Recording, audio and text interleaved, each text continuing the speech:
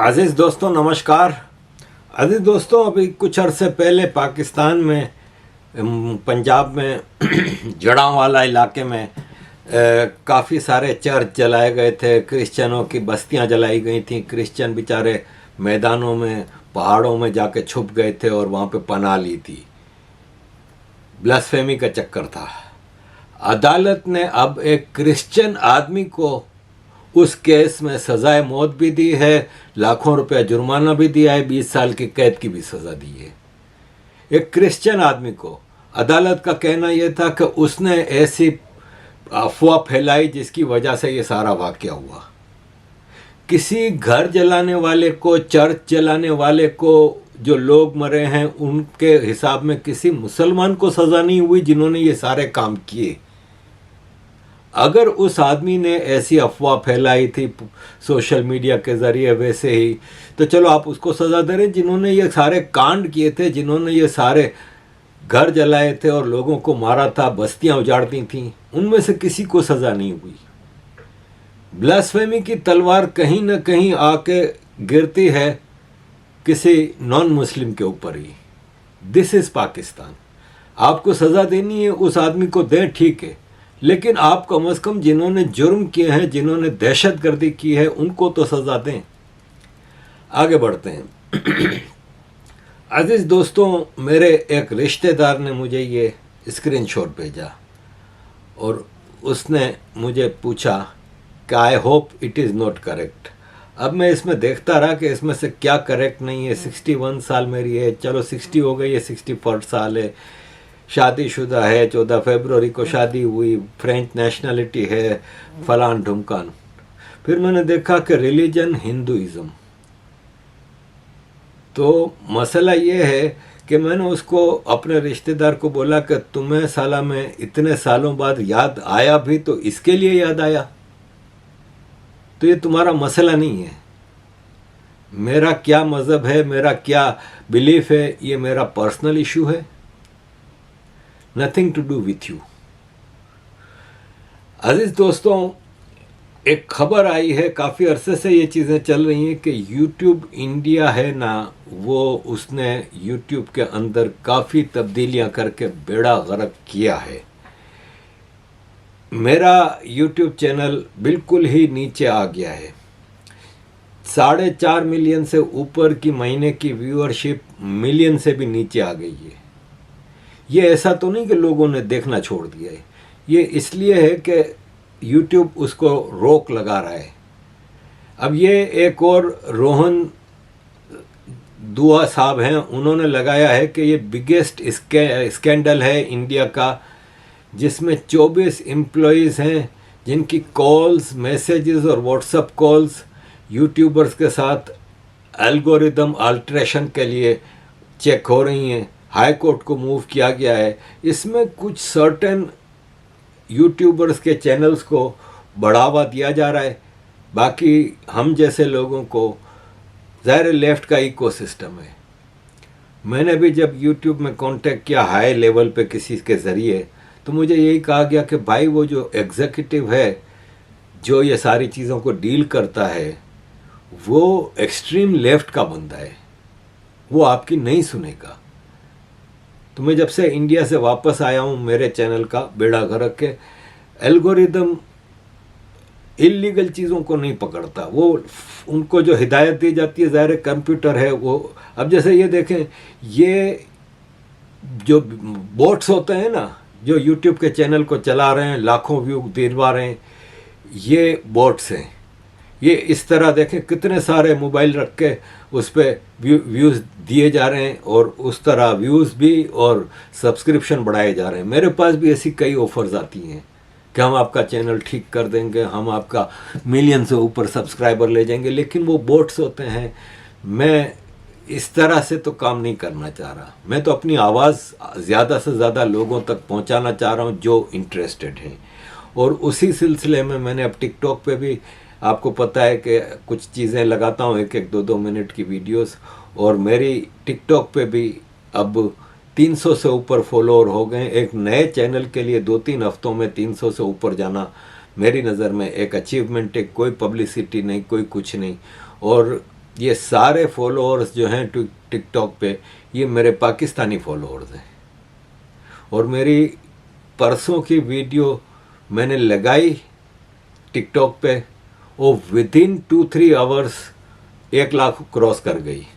तो ये मैं कोशिश कर रहा हूँ अपनी आवाज़ को ज़्यादा से ज़्यादा आगे बढ़ाने की। अजीज़ दोस्तों, किसी साहब ने ये वीडियो भेजी है कि मैं बाय एयर जा रहा था, तो जब बलूचिस्तान के ऊपर से हवाई जहाज़ गुज़र रहा था, तो ये सेंधक बलूचिस्तान में चागी डिस्ट्रिक्ट में एक सेंधक गांव है, वहाँ की वीडियो है। ये जो बीच में आप जो सुराख देख रहे हैं ना, ये सेंधक की माइंस हैं। सेंधक में दुनिया की one of the biggest copper और गोल्ड के रिजर्व मिले हैं, और ये इलीगल माइनिंग पाकिस्तान आर्मी कर रही है चाइनीज़ कम्युनिस्ट पार्टी के साथ मिलके।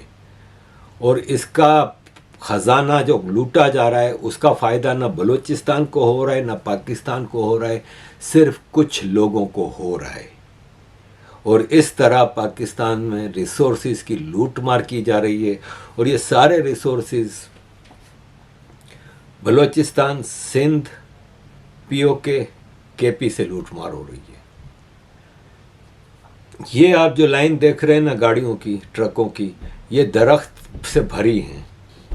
ये पीओके से दरख्त काट काट के झाड़ू फेर दिया है पूरा पीओके। कश्मीर दरख्तों का जंगल है। एलओसी पे आप खड़े होकर देखेंगे तो आपको इंडियन साइड का जो कश्मीर है, जो यूनियन टेरिटरी, वो जंगलात से भरा पड़ा। और जैसे ही एलओसी से इस तरफ देखेंगे तो गंजा पूरा मैदान। और फिर ये रोते हैं कि क्लाइमेट मसला हो रहा है, हमारे यहाँ सैलाब आ रहे हैं, हमारे यहाँ फलान हो रहा है, हमारे यहाँ क्लाइमेट चेंज की वजह से ये है, ग्लोबल वार्मिंग की। अबे साला, जब तुम ये सब चीज़ें करोगे, क्लाइमेट के लिए कोई काम नहीं करोगे, कोई इन्वेस्टमेंट नहीं करोगे, लेकिन आप जब ये चीज़ें करोगे, अब जैसे सिंध असेंबली में एक स्पीच की गई है सिंध के हवाले से। सिंध पाकिस्तान में सबसे बदतरीन गवर्नमेंट है। सिंध की गवर्नमेंट सिर्फ लूटमार पे चल रही है, नथिंग एल्स। सिंध को तबाह करके रखा है। डिप्टी स्पीकर साहब, ये मेरे हाथ में मैनिफेस्टो 2024 स्लोगन है, चुनो नई सोच को। मुझे पता है क्या लगा जब मैंने ये मैनिफेस्टो पढ़ा। मुझे पता है यहाँ 90% से ज्यादा लोगों ने ये मैनिफेस्टो पढ़ा तक नहीं होगा, खैर मुझे ये भी पता है। स्पीकर साहब, ये जो लिखा हुआ है ना, चुनो नई सोच को, ये था पीपल्स पार्टी के मैनिफेस्टो का स्लोगन। सिंध हुकूमत ने पता है क्या समझ लिया? पढ़ देता हूं मैं दोबारा।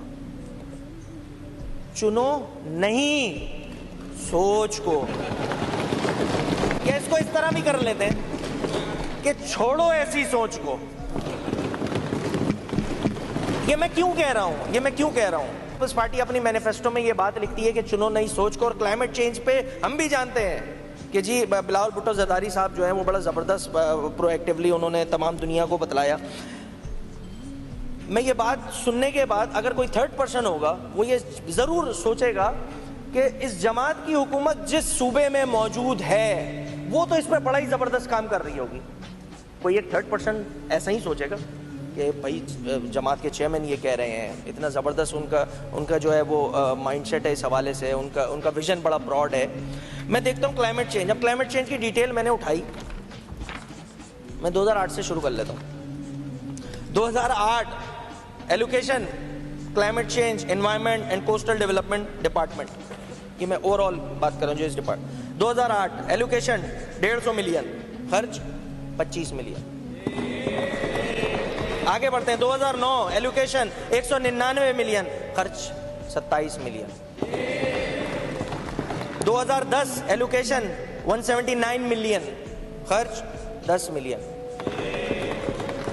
2011 200 मिलियन एलोकेशन, खर्च 10 मिलियन। 2012 एलोकेशन 274 मिलियन, खर्च 0.2 मिलियन। 2013 एलोकेशन 215 मिलियन, खर्च 0.58 मिलियन। अब आ जाता है 2014। ये हुकूमत सोचती है हम इतना भी खर्च क्यों कर रहे हैं। हम एक काम करते हैं, 2014-15 में एलोकेशन होती है 155 मिलियन और खर्च कितना होता है 2015 एलोकेशन 115 मिलियन, खर्च जोर से बोलो ना भाई, जीरो। 2018 157 मिलियन एलोकेट होता है, खर्च होता है सिफर। 2019 सिफर, 2020 सिफर, 2021 सिफर, 2022 सिफर। तो ये छोड़ो ऐसी सोच को है पीपल्स पार्टी ने कि जो सूबाई गवर्नमेंट है वो इस तरह समझती है इस लाइन को। मैं इसलिए कह रहा हूं ये वाली बात, इनके कॉल और फेल में तजाद है। ये अपनी लीडरशिप की नहीं सुनते, ये अपने मैनिफेस्टो के अकॉर्डिंग काम नहीं करते। स्पीकर साहब, कल से लेकर आज तक, कल मैंने अपनी बजट स्पीच का आगाज बिलावल भुट्टो जरदारी साहब की कौमी असेंबली की स्पीच को बुनियाद बना के किया। मैंने उसके आगे मरहले में जाके एडीपीज बताई जो खुद सूबाई हुकूमत की है। अब मैं मैनिफेस्टो पे बात कर रहा हूँ, ये मैंने मेरा बनाया हुआ नहीं मैनिफेस्टो है, ये पाकिस्तान पीपल्स पार्टी का बनाया हुआ मैनिफेस्टो है। इस क्लाइमेट चेंज पर मैनिफेस्टो के अगेंस्ट सूबाई हुकूमत काम कर रही है। स्पीकर साहब, हेल्थ ऑफ द नेशन इसी मैनिफेस्टो में, सेहत एक नेमत, इस नेमत पे भी टैक्स लगाया हुआ है, बढ़ाया हुआ है ना, 13 से 15 स्लैब किया हुआ है ना सिंध फाइनेंस बिल में। पेज नंबर 10, गुर्बत मिटाओ, पता नहीं टाइपो एरर है, सिंध में तो गरीब मिटाओ का प्रोग्राम चल रहा है। स्पीकर साहब, इसी के मैनिफेस्टो के पेज नंबर 11 में जवान मुस्तकबिल द यूथ कार्ड की बात की गई है। ये यूथ कार्ड, ये इस शहर के मैं अमन अमान की सूरत हाल देखूँ ना, कि जिसमें इस शहर के नौजवानों के जो नौजवानों को जिस अंदाज से कत्ल किया जा रहा है, तो ये यूथ कार्ड नहीं है, ये यूथ कार्ड समझिए महकमा दाखिला से, ये काट रहे हैं इस यूथ को। Page number 33, human rights for minority, बहुत डिटेल में लिखा हुआ है इस मैनिफेस्टो में। स्पीकर साहब, एक माइनॉरिटी के एमपीए को डिप्टी स्पीकर बनाकर माइनॉरिटी के राइट्स का क्लेम करना कि जी हमने बड़े राइट्स दे दिए, इस तरह कहानी चलने वाली नहीं है।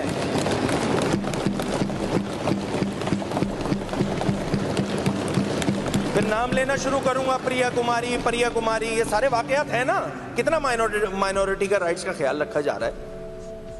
मैं ये सारे टॉपिक्स इसलिए बता रहा हूं कि मैं असल बात बता सकूं कि जो सिंध की हुकूमत है वो इस मैनिफेस्टो पे अमल करने के लिए तैयार नहीं है। अब आप ये देखें कि क्लाइमेट चेंज के हवाले से एक पैसा खर्च नहीं करना, एलोकेट होता है, वो पैसा किसी और मद में खर्च कर दिया जाता है। सारा पैसा सिर्फ लूट मार पे लगा रहता है और कोई क्लाइमेट चेंज के हवाले से खर्च नहीं होता। अब आप सिंध का हाल देखें, ये देखें अजीज दोस्तों, सिंध में नए खजाने दरियाफ्त हुए हैं, सिंध की तकदीर बदल जाएगी। और गाजी फॉर्मेशन मरी पेट्रोलियम कंपनी ने ऐलान किया है कि 1006 मीटर का कुआं खोदा गया है, जिसमें से 5 million cubic feet gas per day निकलेगी और ये पाकिस्तान स्टॉक एक्सचेंज में डाला जाएगा। और फलान है और ढुमकान है। और सिंध में सजावल डिस्ट्रिक्ट में एक और कुआं है जो 1.24 million standard cubic feet gas per day produce कर रही है। सवाल यह है कि ये गैस जाती कहाँ है? सिंध में तो गैस की लोड शेडिंग, केपी में, सिंध में, पीओके में, बलोचिस्तान में गैस की लोड शेडिंग, आम कंज्यूमर्स को गैस ही नहीं मिल रही।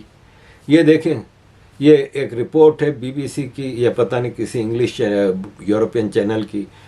मैं इसकी म्यूज़िक है इसलिए आपको ये खाली दिखा रहा हूँ। इसमें ये बता रहे हैं कि पाकिस्तान में गांव गोठों में गैस की पाइपलाइनें नहीं गई, यानी पंजाब के तो गांव गोठों तक गैस की पाइपलाइन है, लेकिन बाकी जो प्रोड्यूस कर रहे हैं ना बलोचिस्तान सिंध, उनके गांव गोठों में गैस नहीं है, पाइपलाइन नहीं है। तो लोग इस तरह गैस खरीदते हैं बड़े बड़े थैलों में गैस भर के, और गैस का वज़न है ना वो आम हवा के वज़न से भी कम होता है, तो लोग भर के उठा के ले जाते हैं। उसमें अगर सुराख हो जाए थैले में तो गैस ज़ाया हो जाती है। कोई सिगरेट या कोई कहीं से भी एक चिंगारी भी आ जाए तो फट के धमाका कर देगा। इतना रिस्की काम होता है। लोग उसको खुद भर के लेके आते हैं और बेचने वाला बेच रहा है, कहीं पर टेप लगा के उसको भर के लेके आते हैं अपने घर में चूल्हे के साथ उसको फिट करके, उससे एक हफ्ता एक थैला काफ़ी होता है घर में खाना पकाने के लिए। इस तरह से ये काम कर रहे हैं और गैस पूरा सिंध प्रोड्यूस कर रहा है। सिंध में इतनी गैस निकल रही है कि आप अंदाज़ा नहीं लगा सकते। जाती कहाँ है हमें समझ में नहीं आती। कतर से कंटेनर के कंटेनर भर के शिप आ रहे हैं गैस के। सिंध प्रोड्यूस कर रहा है। बलूचिस्तान में सुई के मुकाम से इतनी ज़बरदस्त से गैस निकल रही है, पूरे पाकिस्तान को सप्लाई हो रही है। फिर भी गैस की लोड शेडिंग, फिर भी गैस के घपला, फिर भी गैस की प्राइसेस सबसे ज़्यादा। इसी तरह मरी पेट्रोलियम ने सिंध में पेट्रोल का एक और कुआं खोदा है जिसमें पेट्रोल निकलेगा। सिंध में आपको मैं बता दूं कि पेट्रोल भी निकलता है, बलूचिस्तान से पेट्रोल भी निकलता है। ये सब माल बनाने के धंधे हैं, सब खा लिए जाते हैं पाकिस्तान आर्मी की निगरानी में। पेट्रोल का हाल ये है कि इंडिया में 2022 के बाद पेट्रोल की प्राइस चेंज नहीं हुई। 2022 के बाद पाकिस्तान में इस साल 1 जनवरी से लेकर आज तक कोई 12-15 बार प्राइस चेंज हुई है। ठीक है, ले दे के वही रह जाती है प्राइस। 1 जनवरी 2024 को 276 रुपये का लीटर था डीजल, 267 था पेट्रोल का। अब 258 है, 270। लेकिन आपकी प्राइस हर 15 दिन बाद चेंज हो रही है। इसका मतलब आपका कंट्री बनाना रिपब्लिक है कि आप एक पेट्रोल की प्राइस को मेंटेन करके नहीं चला सकते। आपको हर 15 दिन बाद चेंज करनी होती है, इसलिए कि आप एक गुलाम कौम हो और आप गुलामी में धंसे हुए हो। अजीज दोस्तों, पेट्रोल की प्राइस का ये हाल है कि बेसिक रेट है ना 35.50 है। सेंट्रल गवर्नमेंट का टैक्स है 19 रुपया 50 पैसे। स्टेट गवर्नमेंट का टैक्स है 41 रुपया 55 पैसा। डिस्ट्रीब्यूटर की कमीशन है 6.5। 103 में से 35 ओरिजिनल प्राइस है, बाकी सारी गवर्नमेंट ऊपर से खा रही है। पेट्रोल जैसी चीज़ के लिए गवर्नमेंट ये सब कर रही है, जबकि बराबर में ईरान से ये चाहें तो मिनटों में इतना पेट्रोल आ जाए जो कि स्मगल शुदा आ रहा है। उसका भी फ़ायदा पाकिस्तान आर्मी को हो रहा है। अजीज़ दोस्तों, इसीलिए पेट्रोलियम डीलर्स ने पेट्रोल की हड़ताल का ऐलान कर दिया है कल से, यानी 5 जुलाई से। और पाकिस्तान में अब पेट्रोल की हड़ताल है और पेट्रोल ना देने का उन्होंने ऐलान किया है। सारे पेट्रोल पंप बंद कर दिए गए हैं। लेकिन होना हवा ना कुछ नहीं। ये मुर्दार कौम है। पेट्रोल मोटरसाइकिल में नहीं होगा, गाड़ी में नहीं होगा, कुछ दिनों में सब ठीक हो जाएगा। वही महंगे का महंगा पेट्रोल भी ये खरीदेंगे और इस तरह सरकार की गाड़ी चल पड़ेगी। अजीज़ दोस्तों, एंड पे मैं क्रिकेट के हवाले से 2 छोटी खबरें रखूँगा। एक तो ये कि आप सबको मुबारक हो कि मोहम्मद रिजवान वापस आके अब अगली लीग खेलने जा रहे हैं, लेकिन तबलीग पे चले गए हैं। इस वक्त वो पेशावर में तबलीग करने चले गए और मस्जिदों में जाके मुसलमानों को इस्लाम की तबलीग करेंगे। ये हमारी समझ से बाहर है आज तक कि ये तबलीग किस मुसलमानों को क्या करेंगे। रिजवान का इंटरव्यू भी अभी आया है, प्रेस कॉन्फ्रेंस की थी इसने, उसमें इसने यही कहा है कि हम पाकिस्तानी प्लेयर्स हैं ना, वो इस्लाम के ब्रांड एम्बेसडर हैं।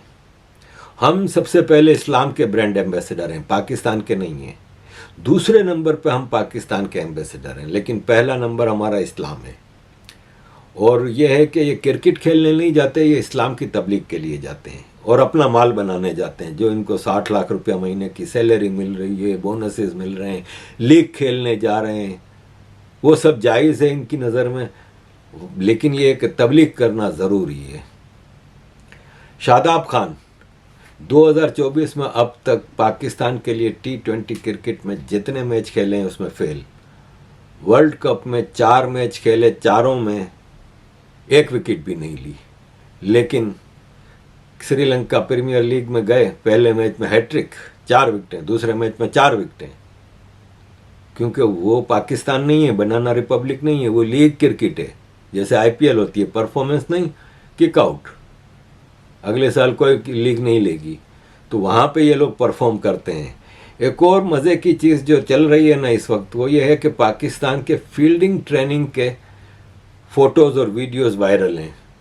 उनको ग्राउंड में गद्दे बिछा के फील्ड करने की ट्रेनिंग के, आप छलांग मार के गद्दे पे जाएं और कैच पकड़ें, गद्दे बिछा के क्रिकेट की हिस्ट्री में पहली बार ट्रेनिंग हो रही है। जिस तरह पहली बार क्रिकेट की हिस्ट्री में मिलिट्री ट्रेनिंग दी गई थी, पत्थर लेके पहाड़ों पे चढ़ना, भागना, ये करना वो करना, लोगों को कंधे पे उठा के भागना, जो जंगों में होता है वो क्रिकेट में करवाया। इसका नतीजा हमने वर्ल्ड कप में देख लिया। और अब ये गद्दों पे ट्रेनिंग दे रहे हैं, तो फिर जब मैच होगा तो वहाँ तो गद्दे नहीं होंगे, तो ये फील्डिंग के लिए छलांग मारेंगे तो बेचारों के फिर क्या होगा इनका। तो ये है पाकिस्तान। भारत की टीम वापस आ गई, भारत के लोगों ने उसका भरपूर इस्तकबाल किया। कुछ लोग वो कर रहे हैं कि इतने लोग खड़े हो जाते, जितने मुंबई मरीन ड्राइव में खड़े हुए थे, इतने लोग फलां मणिपुर के लिए फलां के लिए खड़े हो जाते। ये सब चीज़ें बेकार हैं। ये स्पोर्ट्स है, और स्पोर्ट्स से दुनिया भर में लोगों का जुनून होता है। अभी लास्ट ईयर फुटबॉल का वर्ल्ड कप जीती थी अर्जेंटीना, तो ब्यूनस आयर्स में मिलियनों लोग खड़े हुए थे ना, परेड हुई थी, लोग निकले थे। ये पूरी दुनिया में होता है और भारत में हुआ है। लोगों का शौक है, जुनून है। किसी ने लगाया देखो ये जॉबलेस लोग हैं, वर्किंग डे पे मिलियंस ऑफ लोग खड़े हुए हैं। भाई अपने हीरोज़ के लिए देखिए, क्रिकेट एक एंटरटेनमेंट है। अब जैसे काल की फिल्म आई है, मिलियंस ऑफ लोग वो देख रहे हैं, हिस्ट्री क्रिएट कर रही है, तो क्या वो जॉबलेस हैं सारे जो देखने जा रहे हैं? तो ये क्या, ये चीज़ें नहीं होती। आम आदमी का इंजॉयमेंट होता है, वो अपने हीरोज़ से प्यार करते हैं और ये चीज़ें भी होती हैं। तो अजीज़ दोस्तों, thank you very much for all your support. Kindly keep supporting.